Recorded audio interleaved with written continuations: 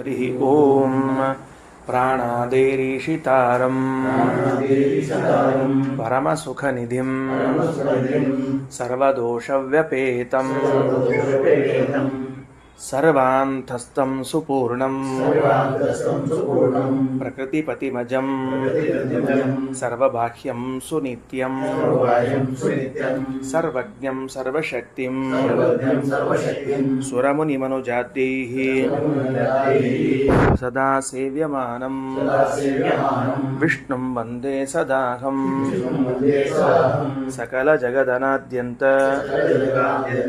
ಮಾನಂದದಂ ತಂ ಅದು ಸೃಷ್ಟಿಕಥನಂಚ ಪ್ರಾಧಾನ್ಯಾರ್ಥಂ ಅಂತ ಪ್ರಾರಂಭ ಆಗ್ಲಿಕ್ಕೆ ತ್ರೀಣಿ ರೂಪಾಣಿ ಇತ್ಯೇವ ಸತ್ಯಂ ಇತ್ಯಪಿ ಪ್ರಾಧಾನ್ಯಾರ್ಥಮೇವ ಅಭಿಮಾನಿ ದೇವತಾ ಅಪೇಕ್ಷೆಯ. ಈ ವಾಕ್ಯ ಯಾಕೆ ಹೊರಡ್ತು ಅಂತ ರಘುತ್ತಮ ಸ್ವಾಮಿಗಳವರು ವ್ಯಾಖ್ಯಾನ ಮಾಡ್ಲಿಕ್ಕತ್ತಾರ. ಈಗ ನಾವು ಹೇಳಿದಂತೆ ಈ ಎಲ್ಲ ಭಾಗಗಳಲ್ಲೂ ವಿಕಾರಗೊಳ್ಳುವಿಕೆ ಅಂದರೆ ಉಪಾದಾನ ಉಪಾಧೇಯ ಸಂಬಂಧ ಅಥವಾ ಜೀವಬ್ರಹ್ಮರನ್ನ ಹೊರತುಪಡಿಸಿ ಉಳಿದದ್ದೆಲ್ಲವೂ ಕೂಡ ಮಿಥ್ಯಾ, ಈ ಭಾಗ ಇದ್ದಿದ್ದಿಲ್ಲ ಅಂತಾದರೆ ಸೃಷ್ಟಿ ವಿಷಯವನ್ನು ಯಾಕೆ ತರಬೇಕಾಗಿತ್ತು? ಈಗ ಕೇವಲ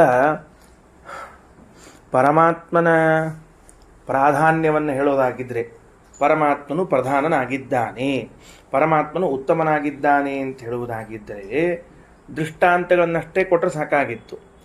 ಲೋಹಮಣಿ ಎಂದು ಕರೆಸಿಕೊಂಡಿರುವ ಸುವರ್ಣವನ್ನು ತಿಳಿದುಕೊಂಡರೆ ಉಳಿದ ಲೋಹಗಳನ್ನು ತಿಳಿದಾಗ ಆಗಬೇಕಾದ ಲಾಭವಾದಂತಾಯಿತು.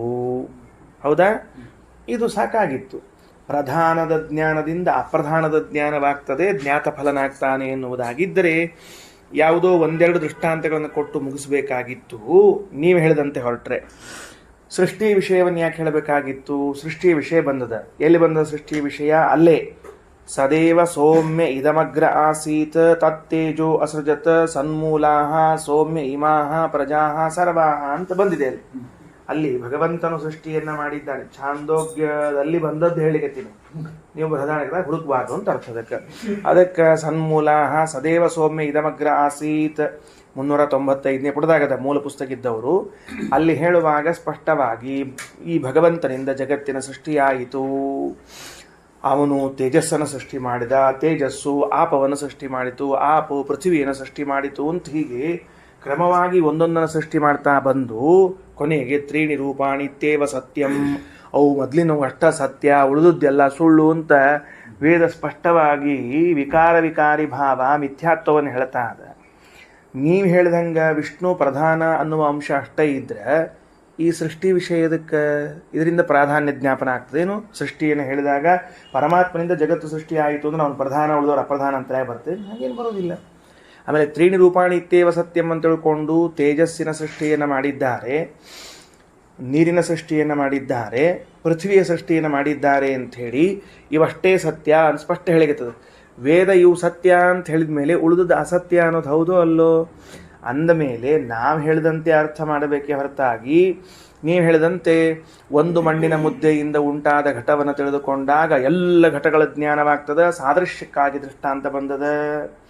ಮಾವಿನ ಹಣ್ಣಿನ ಒಳಭಾಗವನ್ನು ಪ್ರಧಾನವನ್ನು ತಿಂದಾಗ ಸಿಪ್ಪೆ ಗೊರಟವನ್ನು ತಿನ್ನದೇ ಇದ್ರೂ ಕೂಡ ತಿಂದಂತೆ, ಹಿಂಗೆ ಪ್ರಾಧಾನ್ಯವನ್ನು ಹೇಳಿ ಹೊರಟದ್ದಲ್ಲ.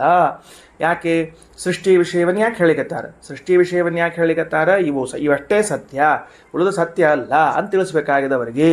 ಹೀಗೆಲ್ಲ ಅವರು ಮೊಂಡುವಾದವನ್ನು ಮಾಡಿದರೆ ಅದಕ್ಕೆ ಶ್ರೀಮದಾಚಾರ್ಯ ಉತ್ತರ ಕೊಡ್ತಾರೆ. ಸೃಷ್ಟಿ ಕಥನಂಚ ಪ್ರಾಧಾನ್ಯಾರ್ಥಂ.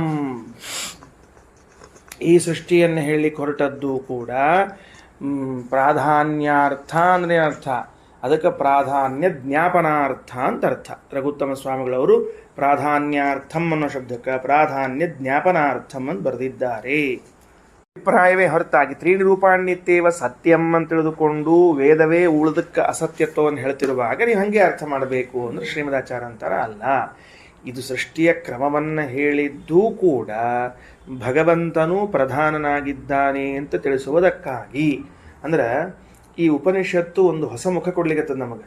ಇಷ್ಟು ದಿವಸ ನಾವೇನು ಮಾಡಿದ್ವಿ ಅಂದ್ರೆ ದೇವರು ಜಗತ್ತಿನ ಸೃಷ್ಟಿಯಾದಿಗಳನ್ನು ಮಾಡ್ತಾನ ಇದವನ ಲಕ್ಷಣ ಅಂತ ಇಷ್ಟೇ ಹೇಳಿದ್ವಿ. ಹೌದಾ?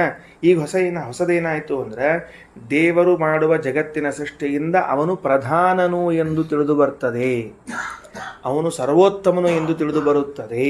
ವಿಷ್ಣು ಸರ್ವೋತ್ತಮ ಜಗಜ್ಜನ್ಮಾದಿ ಕಾರಣತ್ವಾತ್ ಅಂತ ಹೇಳಿದಂತಾಯ್ತು. ಈಗ ವಿಷ್ಣು ಯಾಕೆ ಸರ್ವೋತ್ತಮನಾಗಿದ್ದಾನೆ? ಜಗತ್ತಿನ ಜನ್ಮಾದಿಗಳನ್ನು ಮಾಡ್ತಾನೆ, ಪ್ರಧಾನನಾಗಿದ್ದಾನೆ ಅಂತ ಅರ್ಥ.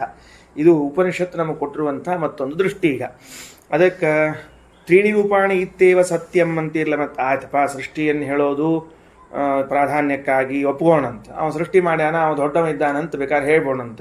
ಆದರೆ ಆ ತ್ರೀಣಿ ರೂಪಾಣಿ ಇತ್ತೇವ ಸತ್ಯಂ ಅದಲ್ಲ. ಮತ್ತು ಆ ಸತ್ಯ ಶಬ್ದಕ್ಕೆ ಏನು ಮಾಡ್ತೀರಿ ಮತ್ತೆ?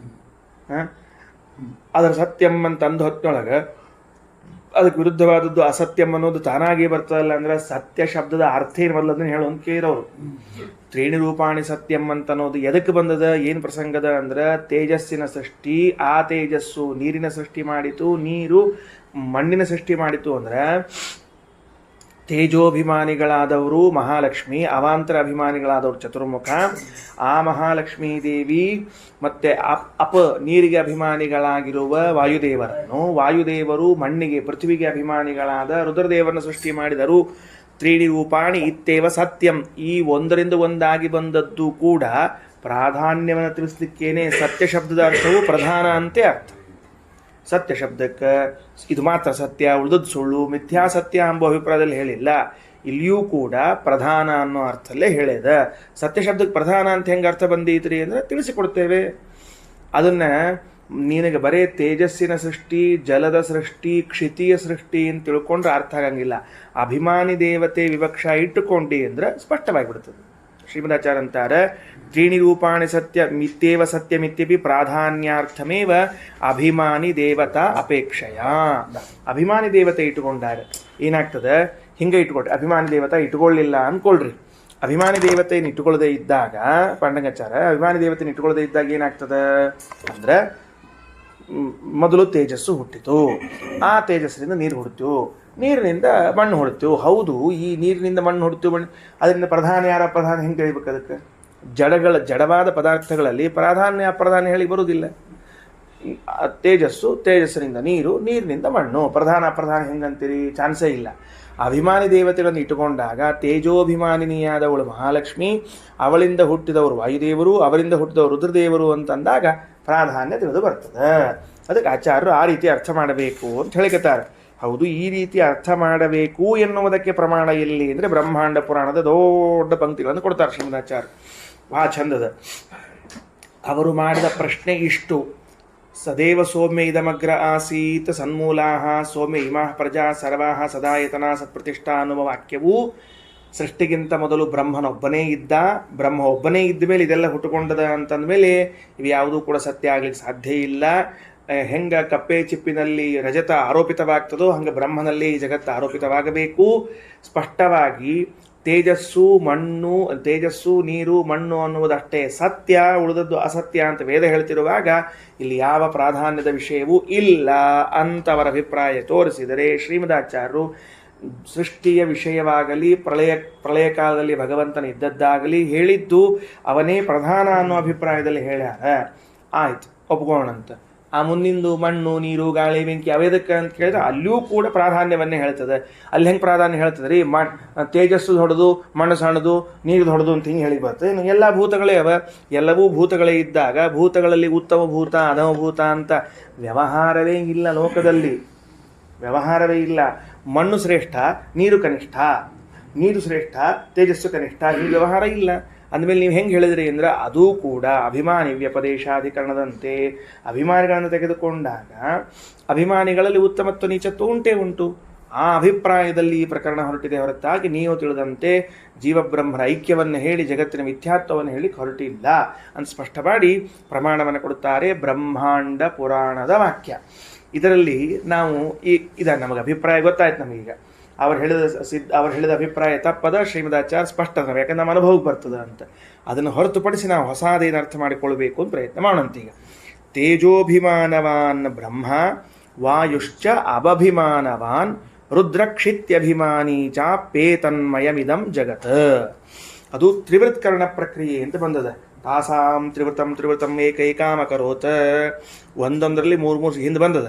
ಒಂದೊಂದರಲ್ಲಿ ಮೂರು ಸೇರಿಸ್ಕೊಂಡ್ರು ಅಂದ್ರೆ ತೇಜಸ್ಸಿನಿಂದ ಒಂದು ಭಾಗ, ಮಣ್ಣಿನಿಂದ ಒಂದು ಭಾಗ, ನೀರಿನಿಂದ ಒಂದು ಭಾಗ ಸೇರಿಸಿ ಮೂರು ಕಲಿಸಿದ್ರು, ಒಂದು ಪದಾರ್ಥ ಸೃಷ್ಟಿ ಮಾಡಿದ್ರು. ನೀರಿಗೆ ಹೋದ್ರು, ನೀರಿನಿಂದ ಒಂದು ಭಾಗ, ತೇಜಸ್ಸಿನ ಒಂದು ಭಾಗ, ಇದರಿಂದ ಒಂದು ಭಾಗ ತೆಗೆದುಕೊಂಡ್ರು ಅಂತ ಹಿಂದೆ ಬಂದದ. ಹಾಗೆ ಒಂದೊಂದು ಪದಾರ್ಥಗಳಲ್ಲೂ ತ್ರಿವೃತ್ಕರಣದಿಂದ ಈ ಜಗತ್ತು ಸೃಷ್ಟಿ ಆಗ್ಯದಲ್ಲ. ಅದು ಈ ಜಗತ್ತೇನಾಗ್ಯದ್ರೆ ತ್ರಿವೃನ್ಮಯ ಆಗ್ಯದ. ಸಂಪೂರ್ಣವಾದ ಜಗತ್ತೇನಾಗ್ಯದ, ಮಣ್ಣು ನೀರು ಬೆಂಕಿ, ಮಣ್ಣು ಬಂತಲ್ಲ, ಮಣ್ಣು ನೀರು ಬೆಂಕಿ, ಮಣ್ಣು ನೀರು ಬೆಂಕಿಗಳಿಂದ ಕೂಡಿಕೊಂಡದ್ದಾಗಿದೆ ಅಂತದ. ಅದಕ್ಕೆ ಜಗನ್ಮಯಮಿದಂ. ಅಲ್ಲಿ ಒಂದು ಸ್ವಾರಸ್ಯ ಹೇಳ್ತಾರೆ, ಕೇವಲ ಜಡ ಪದಾರ್ಥವನ್ನು ಗ್ರಹಣ ಮಾಡಬೇಡ್ರಿ. ಆಚಾರ್ಯರಂತಾರೆ, ಎಲ್ಲ ಜಡ ಪದಾರ್ಥಗಳಿಗೂ ಒಬ್ಬರ ಅಭಿಮಾನಿಗಳು ನಿಶ್ಚಿತವಾಗಿರ್ತಾರೆ. ವೈದಿಕ ಸಿದ್ಧಾಂತ ಏನು ಅಂದರೆ, ಯಾವುದೇ ಒಂದು ಪದಾರ್ಥ ತೆಗೆದುಕೊಂಡ್ರೂ ಅದಕ್ಕೊಬ್ಬರು ಅಭಿಮಾನಿಗಳು ಇದ್ದೇ ಇದ್ದಾರೆ. ಎಲ್ಲಿವರೆಗೆ ಮಲಮೂತ್ರಗಳಿಗೂ ಕೂಡ ಅಂತಾರೆ ಶ್ರೀಮದಾಚಾರ್ಯ.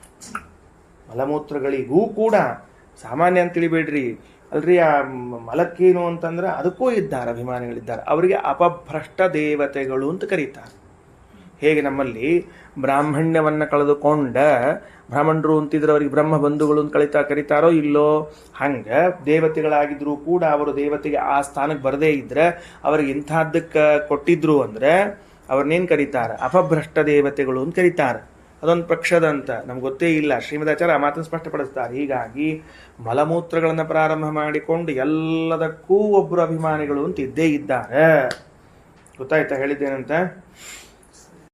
ಪ್ರತಿಯೊಂದು ಪದಾರ್ಥಗಳಿಗೂ ಕೂಡ ಒಬ್ಬರೊಬ್ಬರು ಅಭಿಮಾನಿಗಳು ಇದ್ದೇ ಇರ್ತಾರೆ. ಅದಕ್ಕೆ ತೇಜ ಅವರು ಸದ್ನಾಮಕನಾದ ಪರಮಾತ್ಮ ತೇಜಸ್ಸನ್ನು ಸೃಷ್ಟಿ ಮಾಡಿದ ಅಂತ ಆದರೆ, ಆ ತೇಜಸ್ಸಿಗೆ ಅಭಿಮಾನಿಗಳು ಯಾರು ಅಂತ ಕೇಳಿದ್ರೆ ಇಲ್ಲಿ ಹೇಳುವಾಗ ತೇಜೋ ಅಭಿಮಾನವಾನ್ ಬ್ರಹ್ಮ ಅಂದಾರ. ಅಲ್ಲಿ ಹೇಳೋ ಕಾಲಕ್ಕೆ ಮಹಾಲಕ್ಷ್ಮಿ ಎಂದಾರ. ಹಾಗಾದರೆ ಒಂದು ತೇಜಸ್ಸಿಗೆ ಮಹಾಲಕ್ಷ್ಮಿಯೂ ಹಾಗೂ ಬ್ರಹ್ಮದೇವರಿಬ್ಬರೂ ಅಭಿಮಾನಿಗಳು. ಒಂದಕ್ಕಿಬ್ಬರನ್ನ ಅಭಿಮಾನಿಗಳನ್ನಾಗಿ ಒಪ್ಪಿಕೊಳ್ಳುವುದು ಹೇಗೆ ಅಂದರೆ, ಒಬ್ಬರು ಅವಾಂತರ ಅಭಿಮಾನಿಗಳು, ಒಬ್ಬರು ಪ್ರಧಾನ ಅಭಿಮಾನಿಗಳು ಅಂತ ಇಟ್ಟುಕೊಳ್ಬೇಕು. ಮಹಾಲಕ್ಷ್ಮಿ ಪ್ರಧಾನ ಅಭಿಮಾನಿ ದೇವತಾ, ಬ್ರಹ್ಮದೇವರ ಅವಾಂತರ ಅಭಿಮಾನಿ ದೇವತೆಗಳು ಅಂತ ಇಟ್ಟುಕೊಳ್ಬೇಕು. ವಾಯುಶ್ಚ ವಾಯುದೇವರಾದರೂ ಅಭಭಿಮಾನವಾನ್, ಅಂದ್ರೆ ನೀರು, ಅದಕ್ಕೆ ಅಭಿಮಾನಿಗಳಾಗಿದ್ದಾರೆ. ನೋಡ್ರಿ, ಹಿಂಗೆ ಒಂದೊಂದು ಕಡೆಗಳಲ್ಲಿ ವಾಯುದೇವರ ಒಂದೊಂದು ಅಭಿಮಾನಿತ್ವವನ್ನು ತಿಳಿತಾ ಹೋಗ್ಬೇಕು ನಾವು. ಏನು ಅಂತಂದ್ರೆ, ವಾಯುದೇವರು ನೀರಿಗೂ ಅಭಿಮಾನಿಗಳಾಗಿದ್ದಾರೆ. ಇಷ್ಟು ದಿವಸ ವಾಯುದೇವರು ಬೀಸುವ ಗಾಳಿಗೆ ಮಾತ್ರ ಅಭಿಮಾನಿಗಳು ಅಂತ ಇಟ್ಕೊಂಡಿದ್ವಿ. ಗಾಳಿ ಶ್ವಾಸೋಚ್ಛ್ವಾಸಕ್ಕೆ ಬೀಸುವ ಗಾಳಿಗೆ, ಯದ್ಯಪಿ ಅದಕ್ಕೆ ಅವಾಂತರ ಅಭಿಮಾನಿಗಳಾಗಿ ಪ್ರಭಾ ವಾಯುದೇವರು ಇದ್ದೇ ಇದ್ದಾರೆ, ನಾಸಿಕ್ಯ ವಾಯುದೇವರು ಮೂಗಿನಲ್ಲಿ ಇದ್ದಾರೆ. ಅದನ್ನು ಬಿಟ್ಟು ಪ್ರಧಾನ ವಾಯುದೇವರು ಹೌದು ಅಂತ ಈಗ ಹೇಳುವಾಗ ಜಲಕ್ಕೆ ವಾಯುದೇವರು ಕೂಡ ಅಭಿಮಾನಿಗಳು. ಹಾಗಾದರೆ ವಾಯುದೇವರೊಂದು ಉಪಕಾರ ಮಾಡ್ಲಿಕ್ಕತ್ತಾರೆ. ಜಲಕ್ಕೆ ಅಭಿಮಾನಿಗಳಾಗಿದ್ದು ವಾಯುದೇವರು ಉಪಕಾರ ಮಾಡ್ಲಿಕ್ಕತ್ತಾರೆ. ಏನು ಉಪಕಾರ ಮಾಡ್ಲಿಕ್ಕತ್ತಾರೆ ಅಂದ್ರೆ, ಸಜ್ಜನ ವರ್ಗಕ್ಕೆ ಯಾರವರು ಸಾಧನೆಯನ್ನು ಮಾಡಿಕೊಳ್ಳುತ್ತಿದ್ದಾರೋ, ಸದಾಚಾರಿಗಳಾಗಿದ್ದಾರೋ ಅವರಿಗೆ ನೀರಿನ ವ್ಯವಸ್ಥೆಯನ್ನು ಮಾಡಿಕೊಟ್ಟು ಅವರಿಂದ ಸಂಧ್ಯಾವಂದನ ಮೊದಲಾದ ಎಲ್ಲ ವೈದಿಕ ಕರ್ಮಗಳನ್ನು ಮಾಡಿಸೋರವರೇ. ಬರೇ ಒಳಗಡೆಯಿಂದ ಸಂಧ್ಯಾವಂದನೆ ಮಾಡುವಂತ ಪ್ರೇರಣಾ ಮಾಡಿಬಿಟ್ರೆ, ಹೊರಗೆ ನೀರಿಲ್ಲ ವಾಟಕ ಇಲ್ಲ ಅಂದರೆ ಏನು ಸಂಧ್ಯಾವಂದನೆ ಮಾಡ್ತೀವಿ? ಹಾಗಾದರೆ ನಮಗೆ ಒಳಗಡೆಯಿಂದ ಸಂಧ್ಯಾವಂದನಾದಿ ಸತ್ಕರ್ಮಗಳನ್ನು ಮಾಡುವಂತ ಪ್ರೇರಣಾ ಮಾಡಿ ಹೊರಗಡೆಯಿಂದ ನೀರು ಮೊದಲಾದವುಗಳನ್ನು ಒದಗಿಸಿಕೊಡುವುದು ಅವ್ರ ಕೆಲಸವೇ. ಅಪಭಿಮಾನಿತ್ವ ಎದಕ್ಕೆ ಬರೀ ನೀರಿಗೆ ಅಭಿಮಾನಿಗಳು ವಾಯುದೇವರು. ನಾವೇನು ಮಾಡಬೇಕು ಅಂದ್ರೆ, ಈಗದು ನನಗೆ ಸಂಬಂಧಪಡ್ತಿದ್ರಷ್ಟೇ ಇದಕ್ಕೆ ಉಪಯೋಗ ಹೇಳಬೇಕು ನಾವು. ವಾಯುದೇವರು ಬ್ರಹ್ಮಾಂಡದಲ್ಲಿದ್ದ ನೀರಿಗೆಲ್ಲ ಅಭಿಮಾನಿಗಳು, ನನಗೇನು ಹಾಗೆ ನೀರಿಗೆ ಅಭಿಮಾನಿಗಳಾಗಿ ನನಗೇನು ಅಂತ ಕೇಳಿದರೆ ಅದಕ್ಕೆ ನನ್ನ ಸಂಬಂಧ ಬರಬೇಕು. ಅದಕ್ಕೆ ನನ್ನ ಸಂಬಂಧ ಬರಬೇಕಾದ್ರೆ ನಾನು ಮಾಡುವ ಸತ್ಕರ್ಮಗಳಿಗೆ ನೀರನ್ನು ಒದಗಿಸಿ ನನ್ನಿಂದ ಕರ್ಮಗಳಾಗುವಂತೆ ಮಾಡ್ತಾರಲ್ಲ ವಾಯುದೇವರು, ಅದೇ ದೊಡ್ಡ ಅನುಗ್ರಹ. ಈಗ ಅವರ ಅಪಭಿಮಾನಿತ್ವ ನಮ್ಮ ಚಿಂತನೆಗೆ ಒಂದು ಭಾಗ ಆಯಿತು. ಈಗ ನಮ್ಮ ಚಿಂತನೆಗೆ ಒಂದು ಭಾಗ ಆಯಿತು. ಇಲ್ಲದೆ ಇದ್ರೆ ಚಿಂತನೆ ಆಗ್ತಿರ್ಲಿಲ್ಲ. ಆದ್ದರಿಂದ ವಾಯುಶ್ಚ ಅಭಭಿಮಾನವಾನ್, ರುದ್ರ ಕ್ಷಿತ್ಯಭಿಮಾನಿ ಚ, ಅವಾಂತರ ಅವರಲ್ಲ, ಪ್ರಧಾನ ಇಟ್ಕೊಂಡು ಅವಾಂತರ ಇಟ್ಕೊಳ್ಬೇಕು. ರುದ್ರ ಕ್ಷಿತ್ಯಭಿಮಾನಿ ಚ, ಕ್ಷಿತಿ ಭೂಮಿಗೆ ಅಭಿಮಾನಿಗಳು ಯಾರು ಅಂತ ಕೇಳಿದ್ರೆ, ರುದ್ರದೇವರು ಈ ಭೂಮಿಗೆ ಅಭಿಮಾನಿಗಳು ಅಂತ ಹೇಳ್ತಾರೆ. ಈ ಭೂಮಿಗೆ ಶನೈಶ್ಚರ ಅಭಿಮಾನಿ ಇದ್ದಾರೆ, ಧರಾದೇವಿ ಅಭಿಮಾನಿ ಇದ್ದಾರೆ, ಅವರೆಲ್ಲ ಅವಾಂತರ. ಮೇಲಿನ ಕಕ್ಷೆಯಲ್ಲಿ ಬಂದಂತೆ ಮೇಲಿನ ಕಕ್ಷೆಯಲ್ಲಿ ಬಂದವರು ಯಾರು? ರುದ್ರದೇವರು. ಹಾಗಾಗಿ ರುದ್ರದೇವರು ಕೂಡ ಈ ಕ್ಷಿತಿಗೆ ಭೂಮಿಗೆ ಅಭಿಮಾನಿಗಳಾಗಿದ್ದಾರೆ. ಅಭಿಮನ್ಯಮಾನ ಸಹಿತಾ ತ್ರಯ ಏತೆ ಅಭಿಮಾನಿನಃ. ಅಭಿಮನ್ಯಮಾನ ಅಂದ್ರೆ ಆ ವಸ್ತುಗಳು ಯಾವುದು? ತೇಜಸ್ಸು, ನೀರು ಮತ್ತು ಕ್ಷಿತಿ. ಅವುಗಳಿಂದ ಕೂಡಿರುವಂಥ ಏತೆ ಅಭಿಮಾನಿನಃ, ಈ ಅಭಿಮಾನಿ ದೇವತೆಗಳು ವಿಷ್ಣೋ ಜಾತಾ ಕ್ರಮೇಣ ಇವ, ಭಗವಂತನಿಂದ ಹುಟ್ಟ್ಯಾರ. ಕ್ರಮವಾಗಿ ಹೆಂಗ? ಪೂರ್ವಸ್ಮಾದ್ ಉತ್ತರೋತ್ತರಂ, ಮೊದಲಿನವರಿಂದ ಮುಂದಿನವರು ಹುಟ್ಟಿದ್ದಾರೆ ಅಂತ ತಿಳಿಬೇಕು. ತೇಜೋ ಬನ್ನಾಭಿಧ ತಸ್ಮಾದೇಶಾಮೇವ ಪ್ರಕೀರ್ತಿತಾ. ಈಗ ಅಭಿಮಾನಿತ್ವವನ್ನು ಹೇಳಿ ಮುಗಿಸಿ ಬ್ರಹ್ಮಾಂಡ ಪುರಾಣ ಕೈ ಚೆಲ್ಲಿಲ್ಲ. ಇನ್ನೊಂದು ಮಹತ್ವ ಹೇಳ್ತೀನಿ ಕೇಳ್ರಿ ಎಂದರು. ಆ ಅಭಿಮನ್ಯಮಾನವಾದ ವಸ್ತುವಿಗೆ ಇವರು ಅಭಿಮಾನಿಗಳಾದದ್ದರಿಂದ ಆ ವಸ್ತುವಿನ ನಾಮ ಇವರಿಗೂ ಉಂಟು. ಹಿಂದೆ ಬಂದದ, ಮತ್ತೊಮ್ಮೆ ಹೇಳ್ತದೆ ಸ್ಪಷ್ಟವಾಗಿ. ತೇಜೋ ಅನ್ನ ಅಭಿಧಾ ತಸ್ಮಾದೇಶಾಮೇವ ಪ್ರಕೀರ್ತಿತಾ. ಮೂಲತಃ ಇವರಿಗೇನೆ ಆ ಹೆಸರುಗಳು. ಅಂದ್ರೆ ಶ್ರೀಮದಾಚಾರ್ಯ ಅಭಿಪ್ರಾಯ ಅಥವಾ ವೇದವ್ಯಾಸದೇವರ ಅಭಿಪ್ರಾಯ ಏನು ಅಂತಂದ್ರೆ, ಆಪಹ ಅಂತನ್ನುವುದಕ್ಕೆ ನೀರಿಗೆ ಅಭಿಮಾನಿಗಳು ಯಾರು? ವಾಯುದೇವರು. ವಾಯುದೇವರು ನೀರಿಗೆ ಅಭಿಮಾನಿಗಳಾಗ್ಯಾರ. ಆದ್ದರಿಂದ ವಾಯುದೇವರಿಗೂ ಅಪ ಅಂತ ಹೆಸರು. ಹೆಂಗೋ ವಾಯುದೇವರಿಗೆ ಆಪಹ ಅಂತ ಹೆಸರದ, ಅಂಥ ವಾಯುದೇವರಿ ಪದಾರ್ಥದಲ್ಲಿ ಇದ್ದದಕ್ಕೆ ಇದಕ್ಕೆ ಆಪಹ ಅಂತ ಹೆಸರು. ಎರಡನೇ ಪಕ್ಷನೇ ಹೇಳಬೇಕು. ಏನಂತಾರೆ ನೋಡ್ರಿ, ತೇಜೋ ಅನ್ನಾಭಿಧಾ ತಸ್ಮಾದ್ ಏಷಾಮೇವ ಪ್ರಕೀರ್ತಿತ. ಮೂಲತಃ ಇವರಿಗೆ ನೇ ಆ ಹೆಸರುಗಳು. ಅಂದ್ರೆ ಬ್ರಹ್ಮದೇವರಿಗೆ ತೇಜ ಅಂತ ಹೆಸರು, ರುದ್ರದೇವರಿಗೆ ಕ್ಷಿತಿ ಅಥವಾ ಪೃಥ್ವಿ ಅಂತ ಹೆಸರು. ಅಂತಹ ರುದ್ರದೇವರು ಇಲ್ಲಿ ವಾಸ ಮಾಡ್ತಾ ಇದ್ದು ಇದಕ್ಕೆ ಅಭಿಮಾನಿಗಳಾದದ್ದರಿಂದ ಇದಕ್ಕೇನು ಹೆಸರಪ್ಪ? ಪೃಥಿವೀ ಅಂತ ಹೆಸರು ಬರ್ತದ. ಹಿಂಗೆ ತಿಳ್ಕೋಬೇಕು. ಏತೇ ಚ ತ್ರೀಣಿ ರೂಪಾಣಿ ಗೋಚರಾಸುರಾಹ.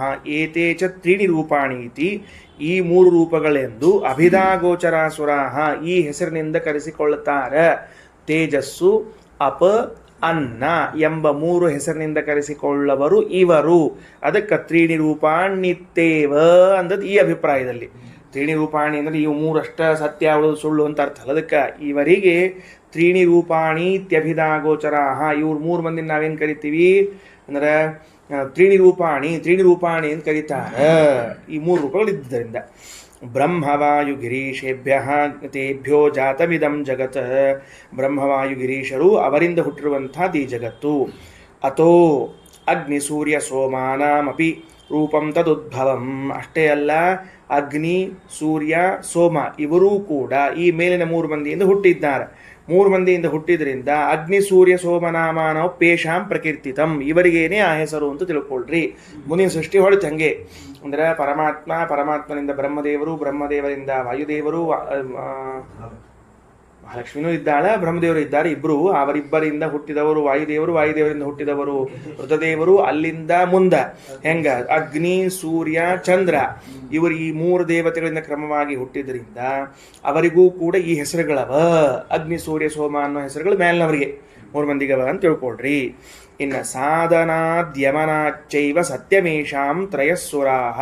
ಸತ್ಯಂ ಅಂದಿರಲ್ಲ ಅಂದ್ರೆ ಸತ್ಯಂ ಅನ್ನೋ ಶಬ್ದಕ್ಕೆ ಪ್ರಧಾನರು ಅಂತ ಅರ್ಥ ಬರ್ಬೇಕೀಗ. ಹೆಂಗ? ಸಾಧನಾತ್ ಯಮನಾಚೈವ. ಸಾಧನ ಮತ್ತು ಯಮನ ಅಂದ್ರೆ ಅವರ ವಿನಾಶವನ್ನ ಮಾಡೋದು ಒಂದು, ನಿಯಮನ ಮಾಡೋದು ಒಂದು. ಸೃಷ್ಟಿ ಅಂತ ಹೇಳ್ಬಿಟ್ಟಾರೆ ಈಗಾಗಲೇ. ಅದಕ್ಕೆ ಸತ್ಯಂ ಅನ್ನೋ ಅಲ್ಲಿ ಸಾಧನಾತ್ ಯಮನಾತ್ ಸತ್ಯಂ ಬರ್ಕೊಳ್ರಿ. ಎಂಬುದರ ಕೆಳಗ ನಾಶಗೊಳಿಸುವುದು, ವಿನಾಶವನ್ನು ಮತ್ತು ಯಮನಾಥ್ ಅಂದ್ರೆ ನಿಯಮನವನ್ನು ಮಾಡುವುದರಿಂದ ಯಾರ್ಯಾರ್ದೀಗ ಅಗ್ನಿ, ಸೂರ್ಯ ಮತ್ತು ಚಂದ್ರ ಈ ಮೂರು ಜನರ ವಿನಾಶ ಅಥವಾ ನಿಯಮನ ಅಂದ್ರೆ ಸೃಷ್ಟಿ, ಸ್ಥಿತಿ, ನಿಯಮನ ಬಂದು ಹೋತು. ಕ್ರಮವಾಗಿ ಹೆಂಗೆ ಹೇಳಿದ್ವಿ? ಬ್ರಹ್ಮ, ವಾಯು, ರುದ್ರ ಇವರಿಂದ ಸೋಮ, ಸೂರ್ಯ, ಅಗ್ನಿಗಳು ಹುಡುತ್ತಾರೆ. ಕೇವಲ ಹುಟ್ಟೋದಲ್ಲ, ಅವರನ್ನು ನಾಶನೂಗೊಳಿಸ್ತಾರವರು. ಅಷ್ಟೇ ಅಲ್ಲ, ಅವರನ್ನ ಸ್ಥಿತಿಯುಗೊಳಿಸ್ತಾರಾದ್ದರಿಂದ ಹುಟ್ಟನ್ನು ಪ್ರತ್ಯೇಕ ಹೇಳಿ ಸತ್ಯ ಶಬ್ದದಿಂದ ವಿನಾಶ ಹಾಗೂ ನಿಯಮನವನ್ನು ಹೇಳುತ್ತಿದ್ದಾರೆ. ಅಂದಮೇಲೆ ಅಗ್ನಿ, ಸೋಮ, ಸೂರ್ಯರಿಗೆ ಸೃಷ್ಟಿ ಸ್ಥಿತಿ ಲಯಗಳನ್ನು ಮಾಡುವಂತಹ ಬ್ರಹ್ಮವಾಯು ರುದ್ರರು ಪ್ರಧಾನರಾದರು. ಆ ಬ್ರಹ್ಮವಾಯು ರುದ್ರರಿಗೆ ಪ್ರಧಾನನಾದವನು ಪರಮಾತ್ಮನಾದ. ಇಲ್ಲಿಯೂ ಕೂಡ ಪ್ರಾಧಾನ್ಯವನ್ನು ತಿಳಿಸ್ಲಿಕ್ಕೆ ಹೊರತಾಗಿ ಬೇರೆ ಅಭಿಪ್ರಾಯವೇ ಇಲ್ಲ. ನೋಡ್ರಿ, ಸಾಧನಾದ್ಯಮನಾಚ್ಚೈವ ಸತ್ಯಮೇಷಾಂ ತ್ರಯಸ್ಸುರಾಃ ತೇಷಾಂ ಸತ್ಯಂ ಹರಿಸ್ಸಾಕ್ಷಾತ್ ಯತಸ್ತೇಷಾಂ ನಿಯಾಮಕಃ. ಆ ಬ್ರಹ್ಮವಾಯು ರುದ್ರದೇವರಿಗೆ ನಿಯಾಮಕನಾದ್ರಿಂದ ಅವನಿಗೆ ಸತ್ಯ ಪ್ರಧಾನೇ ಸತ್ಯ ಶಬ್ದೋಯಂ ಶ್ರುತಿಭಿಃ ಸಮುದಾಹೃತಃ. ವೇದಗಳಲ್ಲಿ ಸತ್ಯ ಶಬ್ದವನ್ನು ಪ್ರಧಾನ ಅಂತನ್ನೋ ಅರ್ಥದಲ್ಲಿ ಬಳಸಲಾಗಿದೆ. ಈಗ ಅರ್ಥ ಹೇಳಿದ್ವಲ್ಲ, ಹೆಂಗ ಸಾಧನಾ ದ್ಯಮನಾಶ್ಚೈವ ಸತ್ಯಂ ಅಂತ ಹೇಳಿದ್ದೀವಲ್ಲ, ಆ ರೀತಿಯಾಗಿ ತಿಳಿದುಕೊಳ್ಳ್ರಿ ಅಂತ ಹೇಳಿದರು. ಈಗ 3 ದೃಷ್ಟಾಂತಗಳನ್ನೇನು ಕೊಟ್ಟಿದ್ರಲ್ಲ, ಅದಕ್ಕೆ ಶ್ರೀಮದಾಚಾರ್ಯರು ಸ್ವವಾಕ್ಯದ ಮೂಲಕ ವ್ಯಾಖ್ಯಾನವನ್ನು ಮಾಡಿದ್ರು ಅಲ್ವಾ. ಈಗ ಪ್ರಮಾಣದ ಮೂಲಕ ವ್ಯಾಖ್ಯಾನ ಮಾಡ್ತಾರೆ. ಯಥೈವ ಸರ್ವಲೋಹಾನಾಂ ಪ್ರಧಾನಂ ಕಾಂಚನಂ ಸ್ಮೃತಂ. ನಾವು ತಿಳಿದುಕೊಂಡ ವಿಷಯದ ಬೇಗನೆ ಹೋಗೋಣಂತ. ಸರ್ವಲೋಹಾನಾಂ ಯಥಾ, ಯಾವ ರೀತಿಯಾಗಿ, ಸರ್ವಲೋಹಾನಾಂ ಎಲ್ಲ ಲೋಹಗಳಲ್ಲಿ, ಪ್ರಧಾನವಾದದ್ದು ಕಾಂಚನಂ. ಕಾಂಚನಂ ಅಂದ್ರೆ ಏನು? ಸುವರ್ಣ, ಬಂಗಾರ ಅಂತ ಅರ್ಥ. ಯಥಾ ಮೃತ್ಪಿಂಡ ಸದೃಶ ಮೃಣ್ಮಯ ಸರ್ವ ಏವಹಿ. ಮೃತ್ಪಿಂಡ ಸದೃಶಾಹ, ಮಣ್ಣಿನ ಮುದ್ದೆಗೆ ಸದೃಶವಾಗ್ಯಾವ ಎಲ್ಲ ಮಣ್ಣಿನಿಂದ ಮಾಡಿದ ಪದಾರ್ಥಗಳು. ಯಥಾ ಕಾರ್ಷ್ಣಾಯ ಸರ್ವಂ ಸಮಂ ಕಾರ್ಷ್ಣಾಯ ಸಾಂತರೆ. ಹೇಗೆ ಕಬ್ಬಿಣದಿಂದ ಮಾಡಿದ ಪದಾರ್ಥಗಳಿಗೆ ಇನ್ನುಳಿದ ಕಬ್ಬಿಣದಿಂದ ಮಾಡಿದ ಪದಾರ್ಥಗಳು ಸಮಾನವಾಗಿವೆಯೋ, ಏವಂ ಸರ್ವಸ್ಯ ಜಗತಃ ಸದೃಶ ಶ್ರೇಷ್ಠ ಏವ ಚ ಹರಿಹಿ.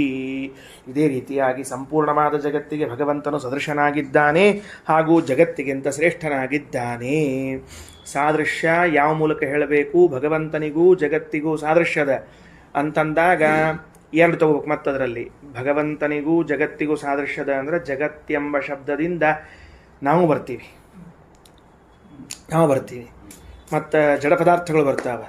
ಮತ್ತು ದೇವರಿಗೂ ನಮಗೂ ಸಾದೃಶ್ಯ ಯಾವ ರೀತಿಪ ಅಂತ ಕೇಳಿದ್ರೆ ಹೇಳಿಗೆ ಬರ್ತದೆ, ಬೇರೆ ರೀತಿಯಿಂದ ಹೇಳೋಣ ಅಂತ ಹೇಳಿಗತ್ತೆ. ಒಂದನೆಯದ್ದು ಸತ್ಯ, ದೇವರು ಸತ್ಯನಾಗಿದ್ದಾನೆ, ಜಗತ್ತು ಸತ್ಯವಾಗಿದೆ. ಇದೆಲ್ಲ ಸಾದೃಶ್ಯ. 2 ವಸ್ತುಗಳಲ್ಲಿ ಸಮಾನವಾದ ಧರ್ಮ ಇದ್ದಾಗ ಮಾತ್ರ ಸಾದೃಶ್ಯವನ್ನು ಹೇಳಿಗೆ ಬರ್ತದೆ.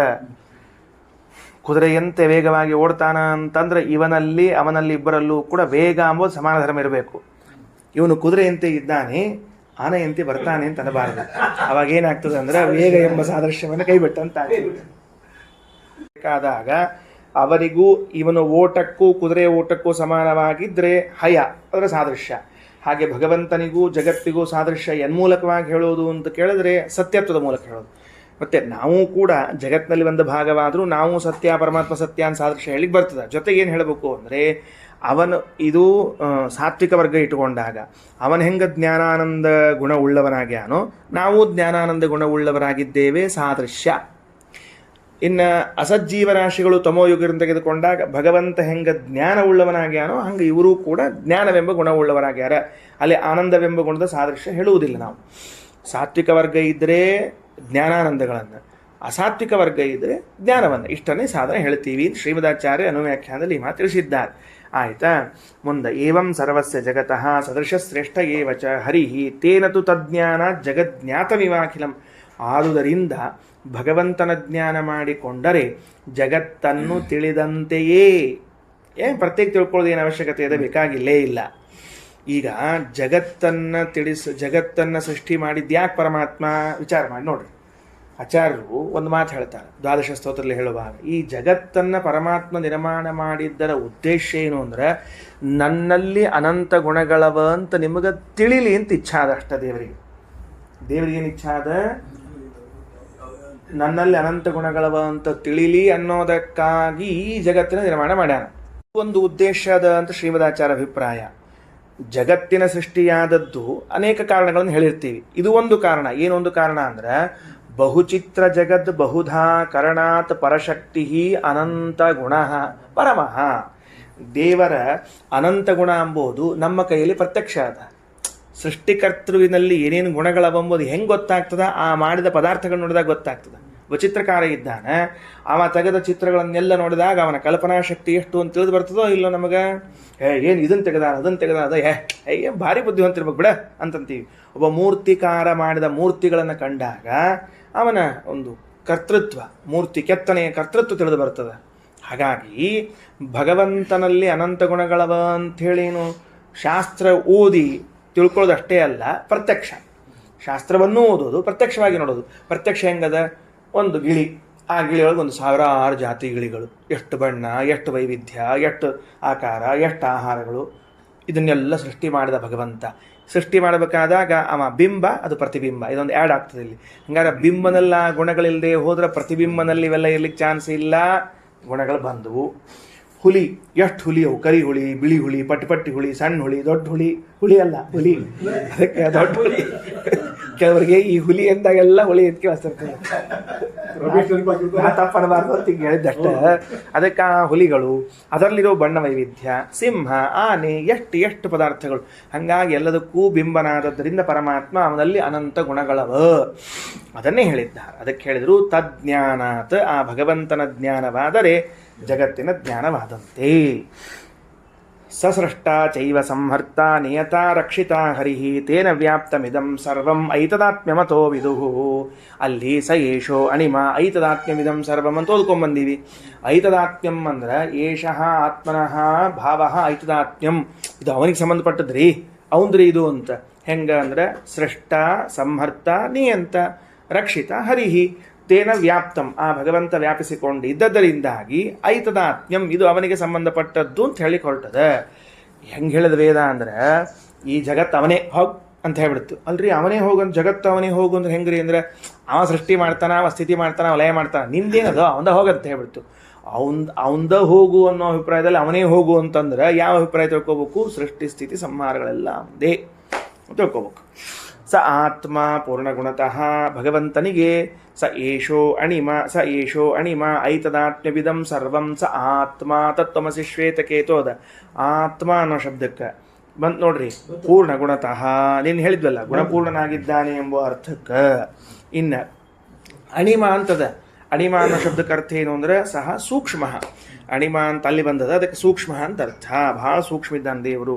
ಸರ್ವಗಃ ಸದಾ, ಎಲ್ಲ ಕಡೆಗೆ ಇದ್ದಾನ. ಸರ್ವೋತ್ತಮತ್ವಾತ್ ಸತ್ಯಂ, ಸರ್ವೋತ್ತಮನಾದದ್ರಿಂದ ಭಗವಂತನಿಗೆ ಸತ್ಯ ಅಂತ ಕರೀತಾರ. ತಜ್ಜೀವಾಭಿನ್ನಂ ತದ್ ಆಸುರಾಹ ವಿದುಹು. ನೋಡು, ಜೀವನಿಂದ ಪರಮಾತ್ಮ ಅಭಿನ್ನನಾಗಿದ್ದಾನೆ ಎಂದು ಅಸುರರು ತಿಳಿದುಕೊಳ್ಳುತ್ತಾರೆ. ಅಸುರರ ಜ್ಞಾನ ಅದು, ಅಸುರರ ಜ್ಞಾನ ಅದು ಏನು ಅಂದ್ರೆ ಅದಕ್ಕೆ ನತ್ವಂ ತಥಾ ವಿದ್ಧಿ ಶ್ವೇತಕೇತೋ ಕದಾಚನ. ಹೇ ಶ್ವೇತಕೇತೋ, ಕದಾಚನ, ಯಾವ ದೇಶ ಯಾವ ಕಾಲಗಳಲ್ಲೂ ನೀ ಇಂಥ ಜ್ಞಾನ ಮಾಡ್ಕೋಬೇಡ. ಏನಂತ?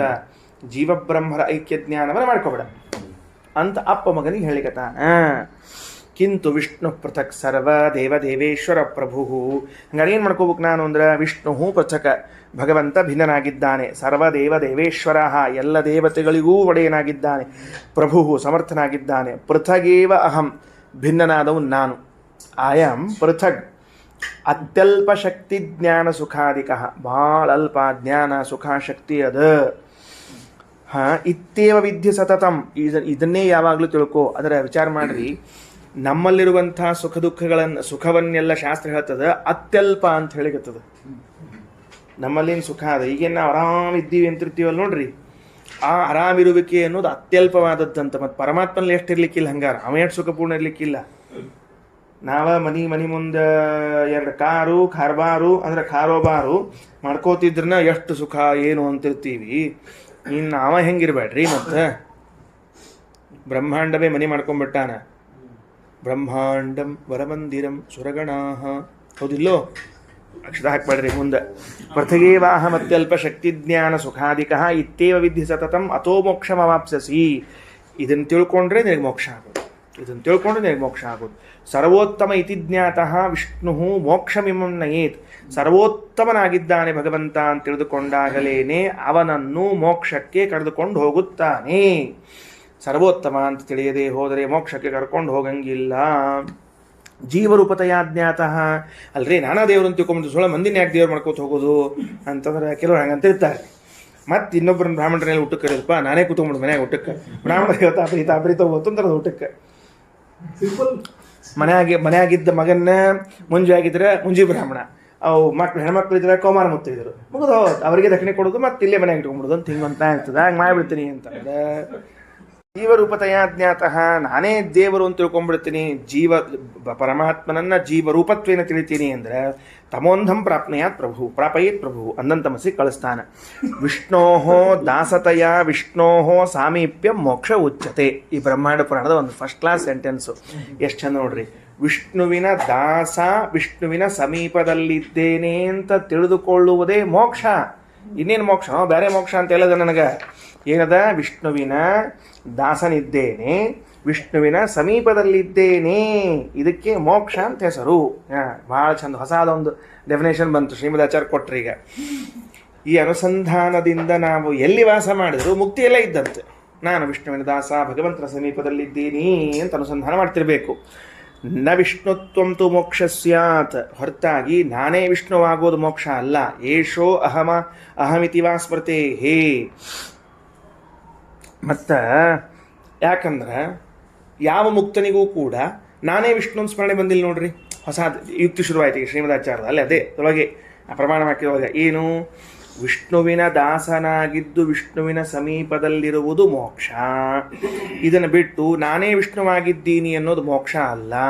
ಯಾಕೆ ಹಂಗಂತೀರಿ? ನಾನೇ ವಿಷ್ಣು ಆಗಿದ್ದೀನಿ ಅನ್ನೋದನ್ನು ಮೋಕ್ಷ ಯಾಕೆ ಅನ್ನಬಾರದು ಅಂದರೆ, ಯಾವ ಮುಕ್ತನಿಗಾದರೂ ಇಲ್ಲಿವರೆಗೆ ಹಂಗೆ ಬುದ್ಧಿ ಬಂದದೆ ನೀನು ಕೇಳಿ ನೋಡು.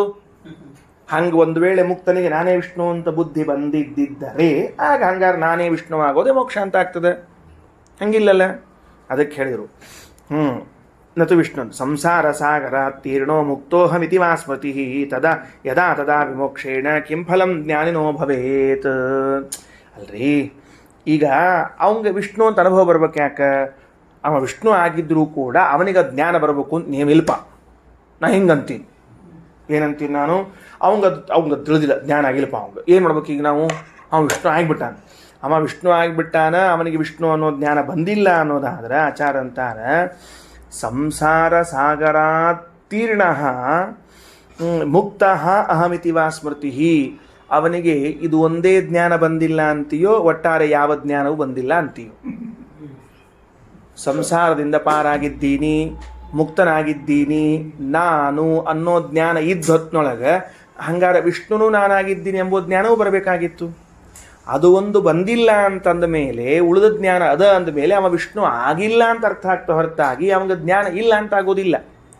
ಮೋಕ್ಷಕ್ಕೆ ಹೋಗ್ಯಾನ, ಜ್ಞಾನ ಇಲ್ಲ, ಏನು ಮಾಡ್ಬೇಕು ಹೇಳೋಣ ಅಂತ. ಏನು ಪರಿಸ್ಥಿತಿ, ಎಂಥ ಹಾರಿಬಲ್ಲು, ಏನು ಮೋಕ್ಷಕ್ಕೆ ಹೋಗ್ಬಿಡೋದಂತ ಕೂತ್ಬೋದು. ಏನು ಮುಂದೇನು? ಯಾಕಂದ್ರೆ ಮರ್ತ ಏನು ಗೊತ್ತೇ ಇಲ್ಲ ಅವನಿಗೆ. ಇಲ್ರಿ ಹಂಗ ನಂಗೆ ಮತ್ತೆ ಹೆಂಗಂತಿ? ಮೋಕ್ಷಕ್ಕೆ ಹೋಗೀನಿ, ಸಂಸಾರ ದಾಟೀನಿ, ಮುಕ್ತ ಆಗೀನಿ, ಇಷ್ಟು ಜ್ಞಾನ ಆಗ್ಲಿಕ್ಕತ್ತದ. ಇಷ್ಟ ಆಗ್ಲಿಕ್ಕತ್ತ ಇಲ್ಲ. ಮತ್ತು ವಿಷ್ಣು ಇದ್ರೆ ವಿಷ್ಣು ಅಂತ ಜ್ಞಾನ ಆಗಬೇಕಾಗಿತ್ತು. ಇಷ್ಟ ಜ್ಞಾನ ಒಪ್ಪಗೊಂಡ ಮೇಲೆ ವಿಷ್ಣು ಜ್ಞಾನ ಒಪ್ಪಗೊಳ್ಳಿಕ್ಕೇನು? ಯಾವುದೇ ಜ್ಞಾನ ಇಲ್ಲ ಅಂದ್ರೆ ಮುಕ್ತಿ ಅನ್ನೋದು ಹೆಂಗೆ? ಎಷ್ಟು ಸಮಸ್ಯೆ ಇದೆ ನೋಡಿ ನಿಂದು. ಅದಕ್ಕೆ ಶ್ರೀಮದಾಚಾರ್ಯ ಅಂತಾರೆ ನತು ವಿಷ್ಣುತ್ವಂ ತು ಮೋಕ್ಷ ಸ್ಯಾದೇಶೋ ಹವಾಮಿತಿ ಸ್ಮೃತಿ ನತು ವಿಷ್ಣುತ್ವಂ ಮೋಕ್ಷ ಸ್ಯಾದೋ ಸಂಸಾರ ಸಾಗರ ತೀರ್ಣ ಮುಕ್ತೋಹಮಿತಿ ವಾ ಸ್ಮೃತಿ ಯದಾ ತದಾ ವಿಮೋಕ್ಷೇಣ ಕಿಂ ಫಲಂ ಜ್ಞಾನೋ ಭವೇತ್. ಅಂಥ ಮೋಕ್ಷ ತೊಗೊಂಡು ಏನು ಮಾಡಬೇಕು? ಆಚಾರ್ಯ ಯುಕ್ತಿಗಳು ಭಾಳ ಚಂದದ. ಒಂದು ವೇಳೆ ಜೀವಬ್ರಹ್ಮರ ಅಭೇದವನ್ನು ತಿಳ್ಕೊಂಡು ವಿಷ್ಣು ನಾನೇ ಅಂತ ತಿಳ್ಕೊಂಡು ನೀನು ಆಗಿದ್ದರೆ, ನೀನು ಮೋಕ್ಷಕ್ಕೆ ಹೋಗಿದ್ರೆ ಮೋಕ್ಷದಲ್ಲಿ ನಾನೇ ವಿಷ್ಣು ಎಂಬ ಎಚ್ಚರ ನಿನಗಿರಬೇಕಾಗಿತ್ತು. ಇಲ್ಲ ಅನ್ನುವುದಾದರೆ ಯಾವುದೇ ಜ್ಞಾನ ಇರದೇ ಹೋಗಬೇಕು. ಉಳಿದ ಜ್ಞಾನ ಇದಷ್ಟೇ ಯಾಕೆ ಇರಂಗಿಲ್ಲ? ಯಾವುದೇ ಜ್ಞಾನ ಇಲ್ಲ ಅಂತಂದ್ರೆ ಅದು ಯಾಕೆ ಮೋಕ್ಷ ಆಗ್ಬೇಕು? ಮತ್ತು ಕೋಮಾ ಸ್ಟೇಜ್ ಆಗೋಗ್ಬಿಡ್ತದೆ ಅದು. ಅದರಿಂದ ಅಂಥದ್ದು ಮೋಕ್ಷ ಅಲ್ಲ. ವಿಷ್ಣುವಿನ ದಾಸನಾಗಿ ವಿಷ್ಣುವಿನ ಸಮೀಪದಲ್ಲಿರುವಂಥದ್ದೇ ಮೋಕ್ಷ ಅಂತ ತಿಳ್ಕೊಳ್ರಿ. ಶ್ರೀಕೃಷ್ಣಾರ್ಪಣಮಸ್ತು.